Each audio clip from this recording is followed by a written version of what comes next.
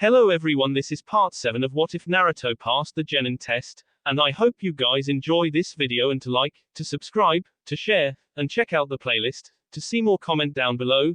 Now let's start the intro. They call me a god. They call me a god. They call me a god. Join my membership, the perks are great. It's in the description. Be sure to like and subscribe, it gives me more motivation. Enjoy. Naruto was released from the hospital at just before noon the next day. After numerous exams, blood tests, and examinations, many of which were repeats to make sure they were not missing something, he was said to have made a full recovery. Naruto was overjoyed with the prospect of finally being able to leave the hospital, but no one was quite so happy as Ino. She sat patiently by throughout the whole series of assessments, not saying a word, but barely able to contain little squeals of joy whenever the doctors found nothing wrong with Naruto. When he was finally allowed to leave, she insisted they go out for ramen as her treat. Naruto, not being one to turn either food or time with Ino, eagerly accepted, and they set off, leaving an entire staff of befuddled and amazed doctors and nurses behind them. "Thanks again for lunch," said Naruto as the two of them stepped out into the warm sunlight. "Are you sure you won't let me pay for at least mine?" Ino shook her head and grinned. "No, silly, I told you it is my treat. Besides, you paid last time and the time before that, and the time before that. I can pick up the tabs sometimes too, you know." She playfully slapped his arm, and he smiled, not sure what to talk about on the nearly 10-minute walk to the ramen shop. He thought about mentioning the mission to Eren, then decided that was a bad idea. Thinking a bit more, he wondered about the weather, but before he could say anything, Ino sidestepped closer to him. She slipped her hand in his, intertwining their fingers together and reaching up with her other hand to gently grab hold of his forearm. The final result was Ino walking shoulder to shoulder with, and leaning slightly into a confused Naruto. He looked over and slightly down at her, wondering what exactly he should do, but she looked back up at him with the warmest smile he'd ever seen on her. Suddenly reassured, Naruto just smiled back and squeezed her hand a little as they continued to walk. It was a warm day, not unusually so, but still enough that by the time they reached Ichiraku, Naruto and Ino both were more in the mood for something cold to drink. "You know," said Ino, "we're old enough now, by ninja standards anyway, to drink sake or rixi if we wanted to." Naruto shook his head. "Maybe, but we're still not old enough to buy it. Besides, why would you want to drink that stuff anyway? It's horrible tasting." "I don't know," Ino said, shrugging her free shoulder. "I just thought it might be something interesting to do just once since we legally can and we both know this place likes ninja enough to sell it to you." "I don't think that's a really good idea," he said. "It wouldn't do anything but make us sick, and I for one don't feel like getting drunk." "Okay," said Ino, grinning up at him. "I guess I really wouldn't want to see you get sick and throw up all over yourself. It would be kind of embarrassing." Naruto smirked, wondering if he'd just been challenged. "I'm sorry," he said, "I don't think I quite heard you right. Did you just suggest I can't hold my liquor?" Ino stepped back, and smiled girlishly at him. "I didn't say anything like that," she said playfully. "All I said was that it would be awfully embarrassing if you threw up all over yourself after just one drink." "We might just have to see about that," he replied, lifting up the flaps and letting her inside. She brushed past him, making a point to get him with her shoulder without hurting him, and he followed her inside. It was a busy day with no less than 10 customers packed into the tiny ramen stand, but luckily there were 2 stools open on the far right of the counter. Naruto and Ino both went and sat down as Naruto raised his hand to try and get some service. "Just a minute," said Ayami, flashing the two of them a quick but genuine smile between rushed patrons. "I'll be right with you." Naruto grimaced, slightly annoyed by the lack of attention, until Ino touched his arm. "We're not in any hurry, are we, Naruto?" she asked, grinning. "No, I suppose not," said Naruto, settling in and glancing over at Ino. It wasn't long until it became obvious to the two Genins that there was not going to be a lull in the service anytime soon. It was a Wednesday afternoon during the lunch hour, meaning everyone and their Jigakinu in the area would be after a quick lunch before they went back to their job. It didn't however really bother Ino or Naruto, who had struck up a makeshift game of tic-tac-toe using chopsticks and small cookies that Ayami had given them in a hurry to try and apologize for the lack of service. After nearly 30 minutes of Ino winning game after game, Naruto finally surrendered with good graces and declared her the winner and said she could brag now if she wanted to which Ino happily obliged. It was all in good fun though, and both of them knew it.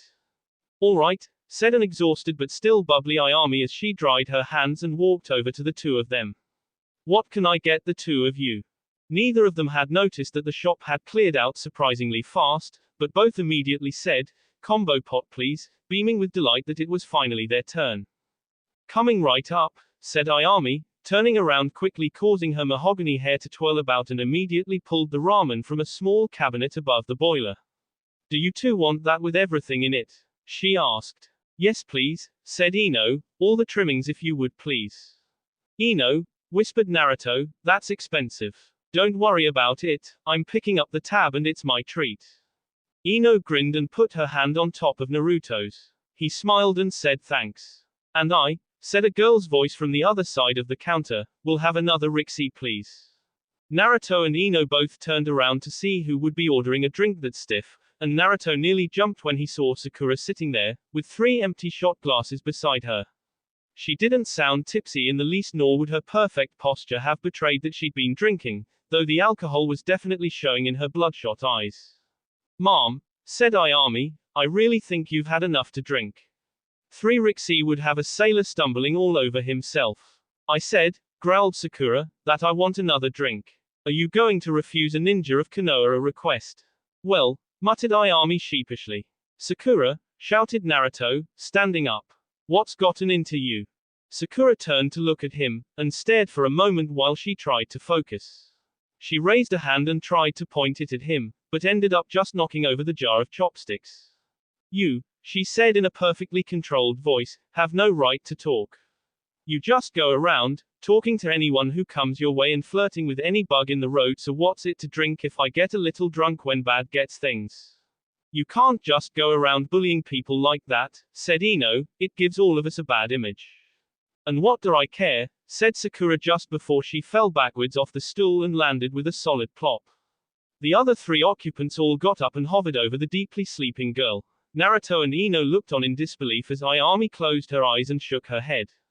"Sakura may be a jerk at times," said Ino cautiously, "but she doesn't seem like the type to go around getting drunk." "Do the two of you know her?" asked Ayami. Naruto nodded. "She's on my team." "Oh," replied the woman, "well, it wasn't really her fault. She came in crying while you two were off playing your game, and sat down next to one of our more rowdy customers, who offered her a drink. 1 sip was enough to get her inebriated, and she wanted more. I didn't really pay attention but just served her." "Why was she crying?" asked Naruto. "I don't know," said Ayami, "I was too busy trying to keep up with all the orders." Ino glanced around, not quite sure what to do. "Maybe we should call her parents," she said after a minute. "I don't know where the Harunos live," admitted Naruto. Ayami nodded along with him, and Ino shrugged her shoulders. "What do we do with her?" asked Naruto. "I don't know," said Ino. "Why don't you two just head on home," said Ayami, "and I'll keep her here till she wakes up, or take her to the hospital or something."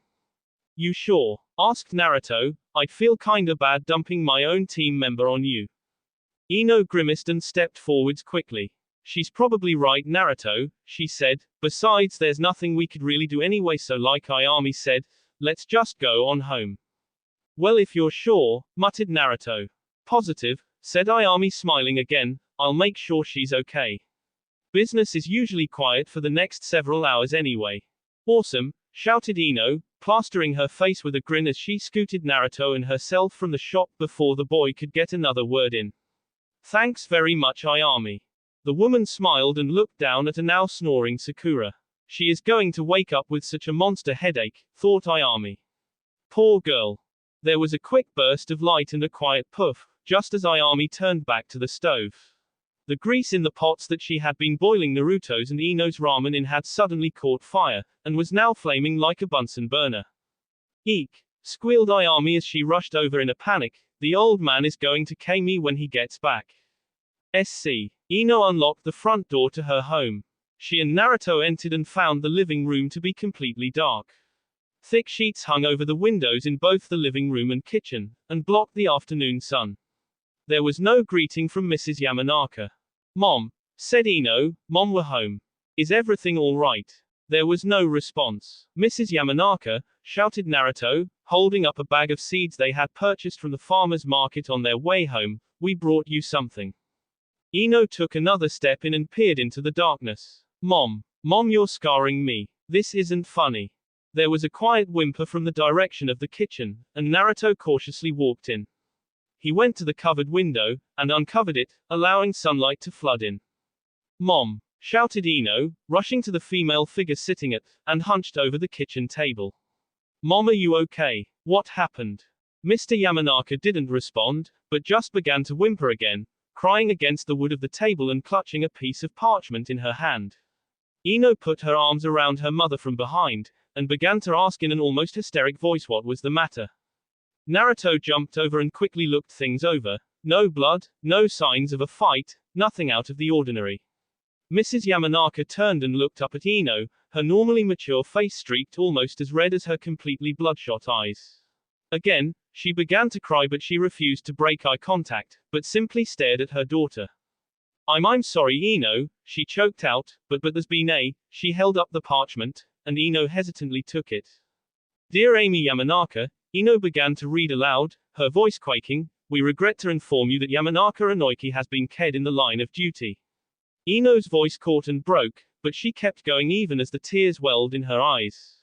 "He was ambushed by rogue nin just north of Konoha and killed in the ensuing fight. You have our deepest condolences and assurance that he SD in the service and defense of Konoha. He will be missed." Ino dropped the letter and stepped back. "Father," she muttered. Mrs. Yamanaka got up and turned around, putting her arms gently around her daughter. The two of them stood there, crying into each other's arms. Naruto instinctively raised his hand to cover his shoulder and felt a pang shoot through him as he remembered the attack which nearly cost him his life. Naruto had nothing but the worst to think of Inoiki. The man had thrown stones at him, kicked dirt in his face, spat at him. He'd even tried to K Naruto twice, and once he'd come within seconds of success. He cringed at the mere thought of Inoiki. The man was a monster. But here he saw the two women standing across from him and crying over the death of the ogre. "I know what you're thinking, Naruto," said Mrs. Yamanaka, looking over at him without letting go of Ino. Her face was still streaked with tears, though she had a determination about her. "My husband," she began, speaking through tears, "wasn't a bad man. He loved his village and his family. He would have given his life to protect any of us without a second thought, and now he has." Naruto was taken back. Was she really praising a man who she'd seen try to commit M? How could she defend that? "Naruto, I know he was far from perfect," said Mrs. Yamanaka while Ino cried into her shoulder, "but Inoiki had a good heart. He took good care of our family and SD so much to do that. He tried to K me," shouted Naruto. What he did was wrong, but he was shocked and angry. "He wouldn't have really followed through," said the woman across from him. "He sure as hell would," yelled Naruto, pulling on his collar to expose the scar that twisted down his front. "Inoiki did this to me as I ran to stop him from King Sakura. He was trying to K a 12-year-old Genin. The man was a monster and he was insane." Ino looked up with bloodshot eyes and stared at him. "Why didn't you tell me?" she whispered quietly as her mother looked on in disbelief. "He would have finished the job too. He was rearing back to slash me again and would have cut me in two if Sakura hadn't espered him first. Inoiki was a maniac. Get out of my house," yelled Mrs. Yamanaka, jumping to her feet and whirling on him. "I will not have anyone under my roof defile my husband's good name and lie to my face about him." "They're not lies," he growled. "He attacked my team while we were on a simple mission to a nearby settlement. He was leading a group of enemy samurai and ninja and would have killed all of us if not for Kakashi and Kurenai." "Out!" screamed Amy. "Fine!" shouted Naruto. He got up and turned around, then stomped to the front door and jerked it open. "Go talk to Kakashi or Sakura about it if you don't believe me." He slammed the door behind him, and Amy collapsed to her knees. She put her face in her hands and began to cry again bitterly. "I hate you," she said, turning her face up. First inquiry, now Anoiki, what has my family ever done to you? I hate you. I hate you. Mother, whispered Ino, standing slowly up and clutching her hands in front of her. I love you. You know that, right? Mrs. Yamanaka didn't answer immediately. She merely knelt there whimpering into her hands, occasionally wiping her eyes on her sleeve. Just, she said without turning to Ino, just go to bed. Yes, mother, said Ino slowly, her heart aching as she turned and began the now laborsome trek up to her room. She stopped at the top of the stairs and looked back down. As far as she could tell, her mother hadn't moved from that spot on the floor. I've never seen her like this before, thought Ino, Naruto. She couldn't wrap her mind around why Naruto would say something like that. Her father was a respected Genin who had done service after service for Konoha without question. During the wars he was commended by the Fourth several times for his bravery and loyalty in the face of overwhelming odds. Father's outrage against Naruto was the first time he lost himself since brother was killed and I was barely an infant then. Why would Naruto make something like that up? SC. Afternoons in the area around Konoha were usually clement and serene, so today was no exception as Sarutobi wandered a road just north of the village. The old man's only company was his new pipe, a beautifully crafted, mahogany shafted piece, and a single songbird that twittered and tweeted as it hopped along the path behind him. He stopped in front of a small stump in the road as solitary Anbu ninja dropped out of the trees, scaring away the bird. The nin bowed low. Begging your pardon, sir, said the man in the mask, but I thought this was important enough for you to see in person and in private. How do you mean? Asked Sarutobi, taking the pipe out of his mouth. What is so important that you couldn't detail it in a note but rather had to call me out here to see it? The Anbu stepped aside and motioned for the Hokage to have a look for himself. Please understand, Hokage-sama, I mean no disrespect, but I worry that you may underestimate the direness of the situation. Sarutobi moved forward and looked off into the forest. The only thing to immediately catch his eye was a black tarp laid out over a bump in the landscape. He walked out the 10 or so yards to the oddity and put his hand on the tarp as the Anbu nin followed close behind. In a quick motion he pulled the tarp off and immediately stepped back. Speechless, the old man stared down at a single mutilated body, a corpse whose face had been completely stiesped away. I fear Orochimaru is on the move, said the Anbu, and I believe he's closer to Konoha than we ever thought possible. SC. Naruto wandered the streets of Konoha for well over an hour, brooding about the fight and how he was now homeless again, before he realized that he had wandered back to Ichiraku. Ramen sounds good, he thought. Ramen always sounds good and I don't have anything, or anyone. He walked into the empty shop and sat down at the counter, then looked over at the menu on the wall and began to skim it for anything new. I'll be right with you. Called Ayami from out back, give me just a second. No hurry, responded Naruto. Several minutes passed as Naruto kept reading the menu, then shifting to look around the shop when that became boring until finally he got up and walked around the back of the shop. There, he found Ayami, next to a small metal cylinder, struggling desperately to pull the lid of a small metal box open. It was bolted to a block of concrete buried in the ground, and rusted shut. Ayami had resorted even to trying to pry it open with her bare hands after the key broke, but was having little success and getting herself quite dirty. Need some help? Asked Naruto. Ayami screamed and fell back as her grip on the box gave. Don't do that, she shouted, putting her hand over her heart. Sorry, but you scared me half to death. Sorry, said Naruto, need a hand. Would you? Asked Ayami. I can't get the blasted thing open. But please don't use any ninja techniques or anything, I really don't want the tank in there to explode. Naruto walked over and began to pull on the lid. That drunk girl woke up and went home by the way. That's good, said Naruto between grunts. I'm sorry, the key broke, groaned Ayami. The old man leaves for a week and I instantly start screwing everything up, whimpered Ayami. He's never going to trust me again. Ayami began to descend into her own little world of self-degradation, while Naruto struggled futilely to get the lid open. Both were completely oblivious to the other, until Naruto's grip threatened to slip, and he had to stop pulling. Hey, said a voice from the street. Naruto and Ayami both turned to see Uchiha Sasuke walking from around the shop. I was wondering if you were closing early for the day or something, he said. No, said Ayami jumping up. I just can't actually cook anything until I get this empty propane tank changed, and the lid is being very stubborn. Sasuke glanced between Naruto and the tank, then walked over and asked if there was anything he could do to help. You can help me try to get it open, said Naruto, and both he and Sasuke began to tug on the lid. For all the grunting and straining muscles, even together they couldn't pop it open. For goodness sake, groaned a deep, rumbling voice in the back of Naruto's mind. There was a quick, almost unnoticeable red flash from the hinges of the box, and the lid burst open, sending both Naruto and Sasuke reeling backwards. Ayami grinned and thanked them as the two boys recovered and she changed out the propane tank for the stove. That was interesting, muttered Sasuke. Thank you boys, Ayami said again. I'll tell you what, your meal tonight is on the house. Sasuke and Naruto both grinned and the three of them waked back into the shack as Ayami began to get the ramen ready. So how are you doing? Asked Sasuke. You didn't look so good the other day. Whoa, is Sasuke actually being social? Asked Naruto jokingly. Not really, I just wondered if you've made a full recovery. The doctors said so, and I'm feeling back to 100%, so I'd say yeah. Why do you ask? Sasuke shrugged his shoulders and looked off towards the window. We've been assigned to a C-rank mission and leave in the morning for the country of the wave, said Sasuke. Kakashi-sensei wanted you to know if you thought you were up for it. How long would we be gone?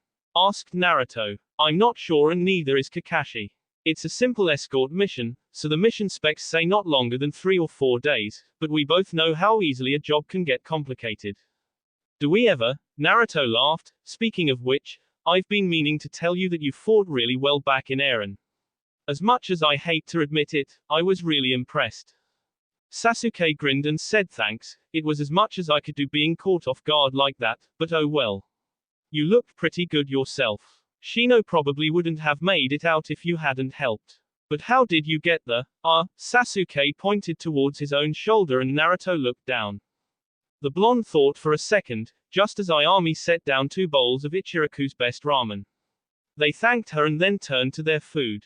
I couldn't dodge a hit, Naruto said between bites. A rogue nin jumped me from a pile of boss and I couldn't get out of the way. Sasuke was silent for a minute. Kakashi couldn't react in time. Asked Sasuke. Kakashi was paralyzed by some weird jutsu, so Sakura and I had to fend for ourselves. Well, never mind. I guess it's not that important now anyway. But really, do you want me to tell Kakashi that you're up for the mission? Of course, said Naruto after finishing his ramen. Where do we meet? We'll assemble at the west gate at 9 am sharp. Kakashi will brief us on the mission, we'll head out from there. Sasuke grinned. You sure you can handle it? He asked good-humoredly. Naruto smiled, and laughed a little. I'm more worried about you being able to keep up with me. We'll just have to see about that. Sasuke got up and walked to the entrance of the shop. I'll see you there, just make sure you're ready to see how a real ninja works. I'll be sure to bring a mirror, laughed Naruto. Sasuke chuckled, then walked out and turned a corner. Friend of yours? Asked Ayami, leaning on the counter and taking the 2 empty bowls. Maybe, said Naruto.